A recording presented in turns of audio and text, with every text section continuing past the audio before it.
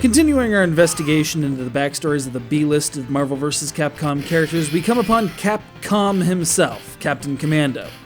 Yeah, he's the roided-out, lightning-wielding dude with the mummy and ninja and weird baby and a mech friends who appeared in the first two MVC games, but before all that, he was the roided-out, lightning-wielding dude with the mummy and ninja and weird baby and a mech friends, starring in his own side-scrolling beat-em-up, patterned very much after 1989's Final Fight. Eerily similar, in fact. But it's an effective vehicle for a character who, until that point, had just been some weird comic book hero without an actual comic book, remaining trapped in the back pages of the manuals for Mega Man and Section Z and other late 80s NES titles.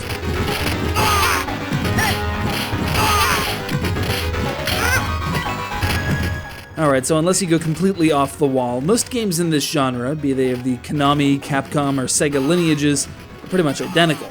There's some big evil thing threatening a metropolitan area, you and some number of friends choose your heroes and beat up anything and everything that dare stand in your way, and for whatever reason, drum cans and crates contained pre-cooked food capable of repairing knife wounds and fire damage. Though shortening tempura donburi to tendon is funnier than it should be. All that really sets them apart from one another are the things you can do and the crap you can pick up. In a moderate deviation from the norm, Captain Commando features a broad range of projectile weapons, from guns to lasers to rocket launchers capable of splash damage and immolation. Also, ride armor, predating Mega Man X by a good 2 years.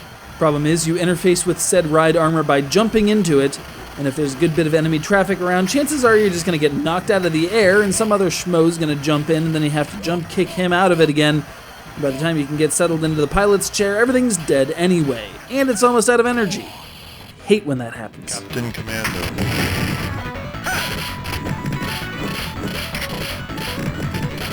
Aside from the moderately clunky armor, the rest of the mechanics are remarkably sound.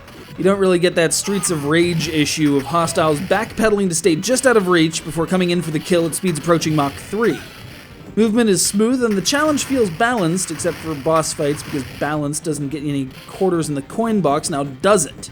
On a completely unrelated note, I can't help but think that the baby piloting the mech is some sort of precursor to Tron Bonne. This arcade version can occasionally be found out in the wild, or as part of Capcom Classics Collection Volume 2 for the PS2, or Remixed for the PSP. A Super NES port was also released in the States in '95, after the Big N decided to loosen up a little bit and didn't have to throw Brenda into the kind of gender confusion Poison was subject to. It does largely excise the blood and occasional bifurcation, though. I have to keep the consoles clean after all.